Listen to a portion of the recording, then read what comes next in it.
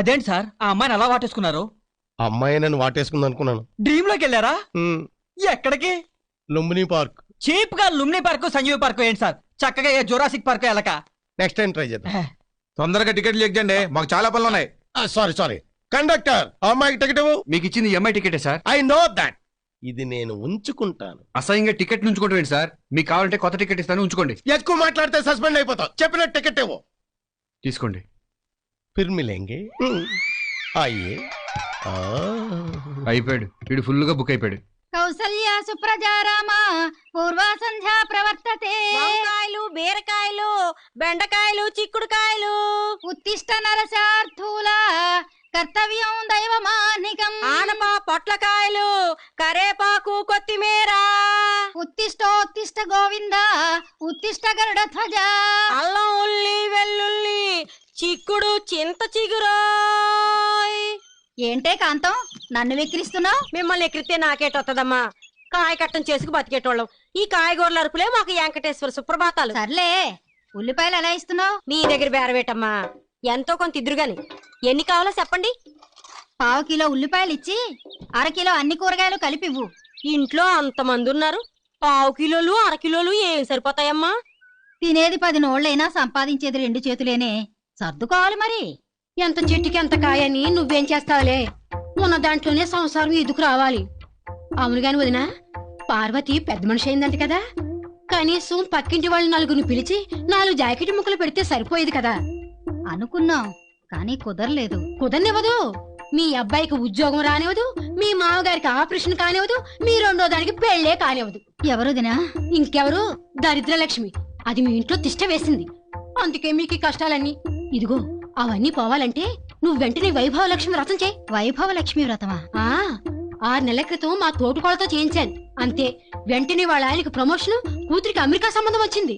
అంతెందుకు, మొన్న పోయిన నెలలో మా పక్కింటి రాఘవరావు పెళ్ళం శ్రీలక్ష్మి తెలుసుగా, ఉప్పు కూడా మా ఇంటికి వచ్చేది. తన చేత కూడా ఈ వ్రతం చేయించాను. అంతే, వారం రోజుల క్రితం అపార్ట్మెంట్ కొనుక్కొని గృహప్రవేశం కూడా చేసేసింది.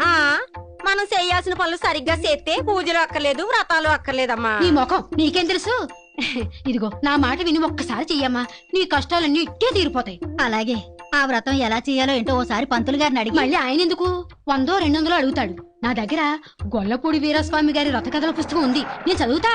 ఆ దక్షిణేదో ఈవిడే తీసుకుంటుంది కదమ్మా. ఇరుగు పొరుగు అన్నాక మాత్రం సాయం చేసుకోవాలిగా మరి.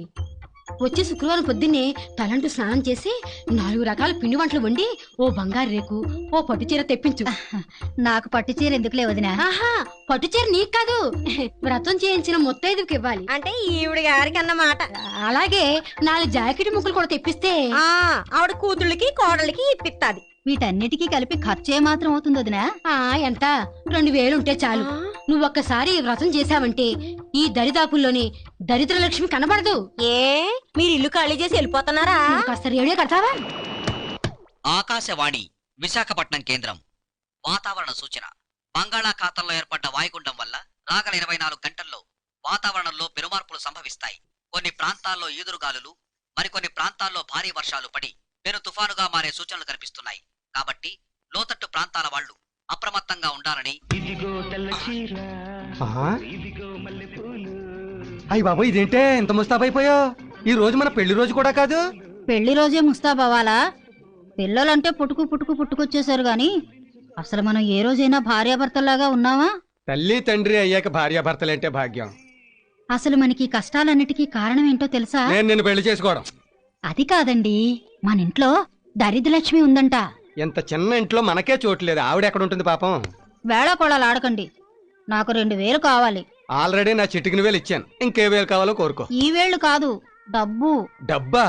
2000 నీకెందుకే? వైభవలక్ష్మి వ్రతం చేద్దామని. అదెందుకు? ఆ వ్రతం చేస్తే దరిద్రలక్ష్మి వెళ్ళిపోయి ధనలక్ష్మి వస్తుందంటండి. రేపెలాగూ 1వ తేదీ కదా, కాదనకుండా ఈ నెల జీతం నాకు ఇచ్చేయండి. ఏంటండి, ఒకరోజు ముందుగానే వచ్చిందా జీతం? అడగగానే ఇచ్చేస్తున్నారు. ఏంటిది? 5000 ఖరీదు చేసే ఉత్తరం చదువు. అమ్మా, మీ అల్లుడు గారు స్నేహితుడికి సహాయం చేద్దామని చిట్ ఫండ్ కంపెనీలో షూరిటీ సంతకం పెట్టారట. ఆ వెధవ డబ్బు కట్టలేదు. దాంతో ఆ 10,000 మీ అల్లుడు గారి మెడకు చుట్టుకుంది. వారం రోజుల్లో ఆ 10,000 కట్టకపోతే ఇల్లు జప్తు చేస్తామని నోటీస్ ఇచ్చారు. దాంతో ఆయన బెంగ పెట్టుకుని తిండి తిప్పలు మానేసి పిచ్చివాళ్లా తయారయ్యారు. కాబట్టి ఎలాగో అలా మీరు కొంత సర్దితే మా ఇల్లు మాకు దక్కించిన వాళ్ళవుతారు. లేదంటే ఇల్లు పోగొట్టుకుని మీ పంచన చేరాల్సి వస్తుంది. ఏమండి, నీకు డబ్బిస్తే వైభవలక్ష్మి వస్తుందో రాదో కానీ ఇవ్వకపోతే మాత్రం మన ధనలక్ష్మి మన ఇంటికి వచ్చేస్తుంది. ఏ లక్ష్మి కావాలో నువ్వే తెలుసుకో భాగ్యం. నాన్నా, ఈ డబ్బు తీసుకుని అక్కడికి పంపించండి. ఎంత డబ్బు నీకెక్కడదమ్మా? మొన్న పెళ్ళోళ్ళు చెప్పారుగా బాస్ ఒకడు ఉన్నాడని, వాడిచ్చుంటాడు. మొన్నటి దాకా ఎవరికీ తెలియకుండా మేనేజ్ చేసింది, ఇప్పుడు అందరికీ తెలిసిపోయిందిగా, పబ్లిక్ గా ఖాతా పెట్టింది. థ్యాంక్స్ అన్నయ్య. నీ చెల్లెల మీద నీకున్న నమ్మకానికి గౌరవానికి చాలా థ్యాంక్స్. నర్మయ్, ఇంట్లో అడిగే మగాడు లేడనగా ఇలా బరితెగిస్తున్నావు? సిగ్గులేదు? నీకు లేని సిగ్గు నాకెందుకురా? అయినా నన్ను అడిగేంత మగాడివా నువ్వు?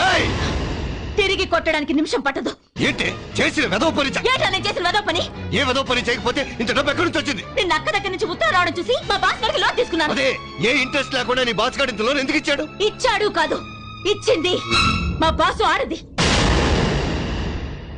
ఆమె కాదు, నాతో గవర్నమెంట్ ఫ్యాక్టరీలో పనిచేస్తున్న మా స్టాఫ్ అంతా ఆడవాళ్లే. చివరికి వాచ్మెన్ కూడా లేడు, వాచ్ ఉమ్మనే ఉంది అక్కడ.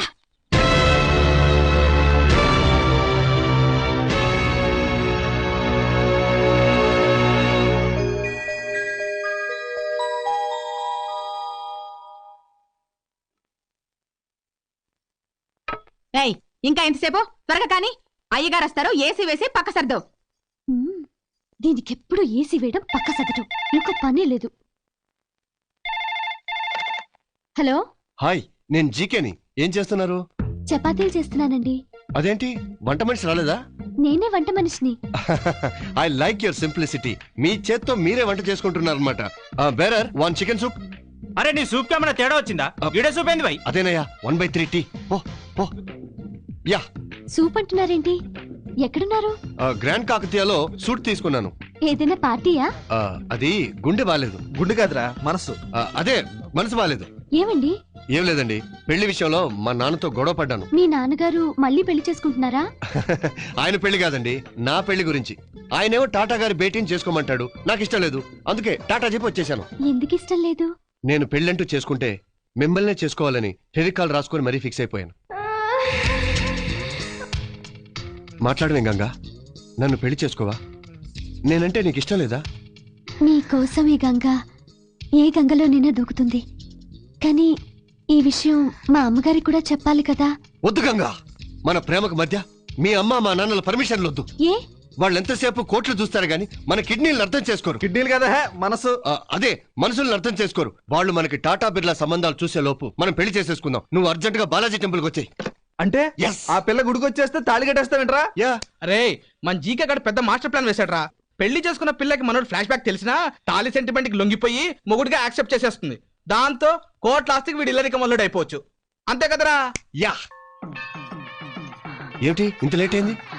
మా అమ్మగారికి నాకు గొడవైంది. ఊహించిందేగా, నువ్వేం కంగారు పడకు. పెళ్ళైతే అన్ని ప్రాబ్లమ్స్ తీరిపోతాయి. చచ్చినట్టు వచ్చి మనల్ని తీసుకెళ్తారు. లేదు, నేను మళ్ళీ ఆ గడప తొక్కనని వచ్చేసాను. ఓకే ఓకే, అవన్నీ తర్వాత మాట్లాడుకుందాం. ముహూర్తం టైం అయింది. రండి రండి. పంతులు గారు, త్వరగా కానివ్వండి. హలో, ఇది ఎమర్జెన్సీ మ్యారేజ్. అక్కడి నుంచి వస్తే 6 గంటలు పడుతుంది. డైరెక్ట్ గా మాంగళ్య మంత్రానికి వచ్చేసి ఈ పసుపు తాడు కట్టించే. అది బెటర్.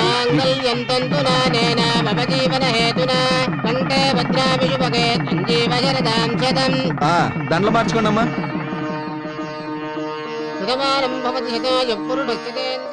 ఈ రోజు నుంచి మనం కోటీశ్వర్లం. ఇక మన లైఫ్ అంతా ఫారిన్ లోనే. ఇదేంటి ఇక్కడే తీసుకొచ్చారు? మీ అమ్మగారితో మన పెళ్లి విషయం చెప్పి నచ్చజెప్దామని. పెద్దల అంగీకారం లేకుండా మనం పెళ్లి చేసుకోవడం మంచిది కాదు. వద్దు, నేను దాని మొహం చూడను. తప్పు గంగా, కన్నతల్లి మనకు షాప్ పెట్టదు. ఛీ, అది నా కన్న తల్లి ఏంటి? చూసావా, పెళ్లి కాగానే నీళ్ళు ఎంత మార్పు వచ్చేసిందో. తప్పు గంగా, నా మాట విను. రా లోపలికి రా. Hi aunty. ఎవరు నువ్వు? మీ అల్లుండి ఆంటీ. అల్లుడా? అవునాంటీ, అరగంట క్రితమే మీ కన్న కూతురిని నేను పెళ్లి చేసుకున్నాను. కన్న కూతురా? నాకు అసలు పిల్లలే లేరే. తప్పంటీ, తెంచుకుంటే తెగిపోయేది కాదు పేగుబంధం. కోపాలు తాపాలు శాశ్వతం కాదు. కాళ్ల మీద పడతాం, కౌగులించుకొని ఆశీర్వదించండి. 10 years నుంచి ట్రై చేస్తున్నాను, నాకు ఇంతవరకు పిల్లలే లేరు. మరి గంగా? ఏమే, మళ్ళీ ఏ మొహం పెట్టుకొచ్చా? పైగా నా కూతురునని చెప్పి ఈ తలమాస నుండి తెచ్చి అల్లుడంటావా? మిసెస్ ఝాన్సీ రాణి, మర్యాదగా మాట్లాడండి. ఈయన మా ఆయన, తలమాసనుడు కాదు, అపర కుబేరుడు, ఆంధ్ర బిల్ గేట్స్. ఏమయ్యా చూడటానికి టిప్ టాప్ గా ఉన్నావు, పడితే నాలాంటి ఫిగర్ ని పట్టాలి గాని ముష్టి పని మనిషిని పెళ్లి చేసుకుంటావా? పని మనిషా? అవును, 16 ఏళ్లుగా నా ఇంట్లోనే పడేడుస్తోంది. అనాథ కదాన్ని చేరదీస్తే పొగరికి నన్నే నానా మాట్లాడింది. ఏమిటి గంగా ఇది? అవునండి, ఇన్నాళ్ళు ఈ దిక్కుమాలిన ఇంట్లో పని మనిషిగా ఉన్నాను. ఇప్పుడు మీరు తాళి కట్టి నన్ను గొప్పింటి దాన్ని చేశారని దానికి కడుపు మండుతోంది. కడుపు మండుతోంది దానికి కాదే, నాకే. నువ్వేదో పెద్ద ప్రిన్సెస్ డయానా అనుకుని మెళ్ళో తాళి కట్టాను. నువ్వు నా బేవర్స్ కేసు అనుకోలేదు. ఏంటండి మీరు మాట్లాడేది? నోర్మై, పిచ్చ డ్రెస్సులు వేసుకొని రోజుకో కారులో తిరుగుతూ అమ్మగారు అంటుంటే నీదేదో రాయల్ ఫ్యామిలీ, అమ్మని అమ్మగారు అని గౌరవిస్తున్నావు అనుకున్నాను. ఇలా లేబర్ అనుకోలేదు. వద్దు, ఇక నీకు నాకు ఏ సంబంధం లేదు. మీరు ఇలా అంటే నా పరిస్థితి ఏంటండి? గంగ కదా, ఏ గంగలోనూ దూకు.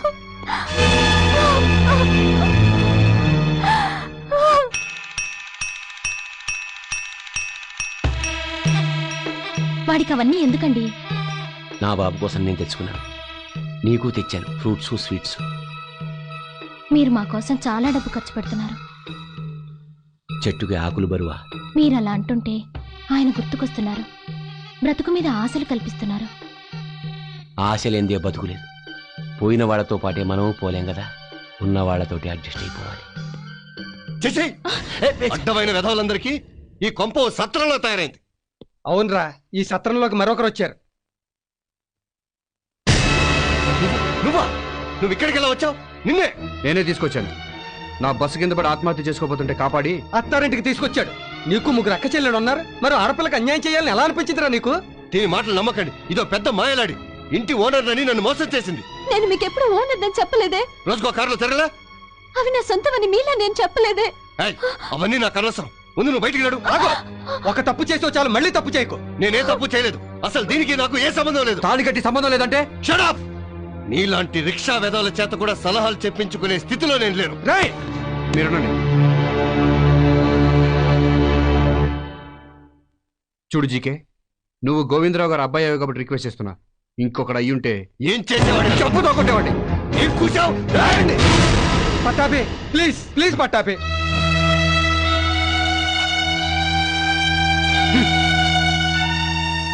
ఇంకా ఏం చూస్తావే? బయటికి పో.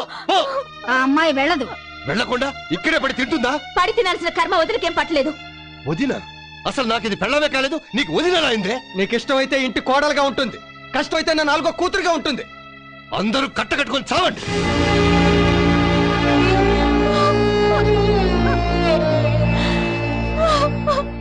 అబ్బాయి, నేను కొనే ప్రాపర్టీ సందులో గుందులో ఉంటే కుదరదు.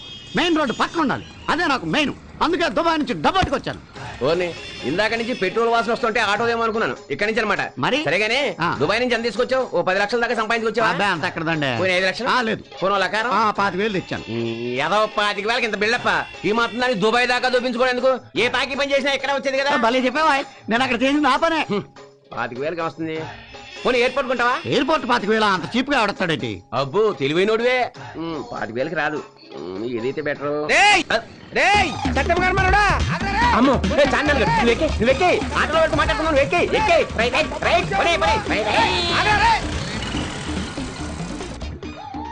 నీకు మెయిన్ గా మెయిన్ రోడ్ పక్కన ఉండాలి కదా. ఇదిగో ఈ హుస్సేన్ సాగర్ ఎలా ఉంటది?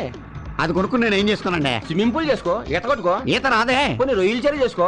సెంటర్ లో ఉన్న బుద్ధుడి విగ్రహానికి టికెట్ పెట్టుకో. చేపల కంపు ఇంకేదన్నా చెప్పు, కానీ నాకు మెయిన్ గా మెయిన్ రోడ్ పక్కన ఉండాలి, అది మెయిన్. ఓ పని చెయ్యి, మెయిన్ రోడ్ పక్కన అంటే మా ఇంటి సులభ కాంప్లెక్స్ ఉంటాయి, తీసుకో. డే నైట్ వర్కింగ్, నువ్వు 24 hours క్లీనింగ్. దుబాయ్ లో అదే పని కదండి, రొటీన్ అయిపోయి బోర్ కొట్టేస్తుంది. ఇంకేదన్నా చెప్పు. జూ వద్దంటున్నావు, సాలార్జింగ్ మ్యూజియం వద్దంటున్నావు, అసెంబ్లీ వద్దంటున్నావు. ఇంకేదైతే బెటర్? నువ్వే ఆలోచించుకోవాలి మరి నీ ప్రాపర్టీస్. ఇదిగో బాబు, అటుపోని. ఆపా, ఎక్కడ ఆపు. ఇదిగో మెయిన్ రోడ్ మీద ఎంతకన్నా మంచి ప్రాపర్టీ దొరకదా నీకు? రవీంద్ర భారతి తీసుకో. ఇది గవర్నమెంట్ కాదంటే పోయింది, నా పర్వం అంతా పోయింది. ఏమైందండి మీకు? ఇది గవర్నమెంట్ రవీంద్ర భారత్ అంటే ఏంటి? రవీంద్ర అంటే నేను, భారత్ అంటే మావిడ. అప్పుడెప్పుడు అన్నగారు ఎన్టీఆర్ గారు నీకు తెలుసు. వేటగాడు అడుగురావుడు సర్దార్ పాపారాయుడు. ఆయన ఒకసారి స్వయంగా నా దగ్గరికి వచ్చి, బ్రదర్ మేము సభలు నిర్వహించుకోవడానికి సరైన వేదిక లేదు, మీ రవీంద్ర భారతిని ఒకసారి గవర్నమెంట్ కి అద్దెకివ్వండి. సింహయ్య అంత పెద్ద ఆయన అడిగారు కదా అని కారణం లేక అద్దెకిచ్చాను. నువ్వేమో పెద్ద తెలిసినట్టు గవర్నమెంట్ కదా అని వస్తావు. ఏదో తెలియక అన్నాలండి. సరేగాని ఇంత పెద్ద సెంటర్ లో ఇంత పెద్ద దొడ్డున్న ప్రాపర్టీని అమ్మేస్తానండి మీరు? మన సీఎం గారు హైటెక్ సిటీ పక్కన హైటెక్ రవీంద్ర భారతి ఒకటి కట్టమన్నారు. రెండూ చూసుకోవడం కష్టం కదా అని నీకు ఇచ్చేస్తున్నాను. ఇది నువ్వు తీసుకున్నావు అనుకో, అదిగో అది చూడు, చూసావు కదా, అదే బిర్లా టెంపుల్. పొద్దున్నే లేచి ఇక్కడి నుంచే వెంకటేశ్వర స్వామికి నమస్కారం పెట్టుకోవచ్చు. ఇదిగో అటు చూడు, అటు. ఎవడాడు ఇందాక నుంచి మన వెనకాల వస్తున్నాడు? మరి అదే రవీంద్ర భారతి డిమాండ్ అంటే. ఆడు సింగపూర్ నుంచి వచ్చాడు, వాడికి రవీంద్ర భారతి కావాలంట. నువ్వు వద్దంటే చెప్పు, వాడికి ఇచ్చా. నేనంత తెలివి తక్కువ దద్దమనం కాదు, చవక వస్తున్నాడు దొబ్బెట్టడానికి. ఇదిగో 25,000 తీసుకోండి. ఏంటి చెప్తున్నారు మీరు? లక్కీ ఫెలో, నువ్వు ఇక్కడే ఉండు, నేను వెళ్ళి కాగితాలు పట్టుకో. ఇదిగో వాడికి రవీంద్ర భారతి నువ్వు గురేసా అని చెప్పు, నేను చెప్తే ఫీల్ అవుతాడు. మీరు వెళ్ళిపోయి చెప్తాను, మీరు వెళ్ళిపోండి. ఎంతవరకు ఇస్తున్నా ఆవలేదమ్మా. ఏంటి ఈ రవీంద్ర భారతి నేను కొనేసానుగా. నువ్వు రవీంద్ర భారతి కొన్నావా? కొన్నా. ఏ ఊర్లో అనేది? లోకలే, కానీ దుబాయ్లో 2 ఏళ్ళు నుండి వచ్చాను. ఆడం పెట్టుకున్నా. ఒరే నాదంటే బొబ్బర్ లంక విలేజ్, ఇక్కడ ఎవరిదంటో తెలియక నేను చార్మినార్ కొన్నాను. మరి నువ్వు లోకల్ ఏంటి రవీంద్ర భారతి ఎలా కొన్నావురా? అంటే ఏంటా నీ అబ్బా, వాడు మళ్ళీ మోసం చేశాడు రా.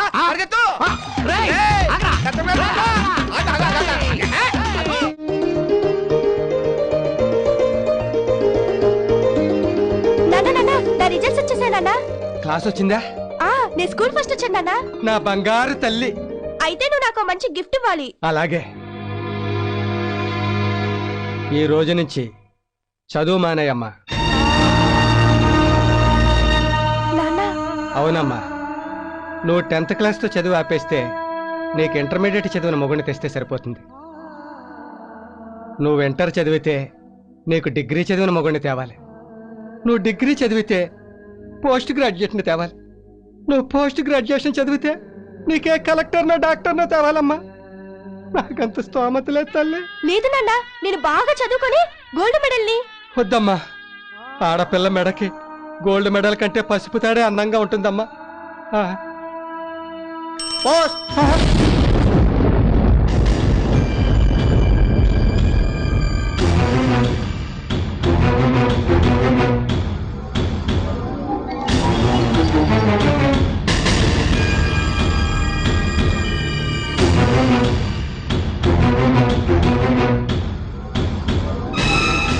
ఇదేం ఘోరం అండి? అదే నాకు అర్థం అవట్లేదే. ఇంత బాధపడుతూ అల్లుడు గారు ఉత్తరం రాశారంటే అమ్మాయి ఏదో చేసే ఉంటుంది. ఒక్కసారి వెళ్ళి చూసొద్దామండి.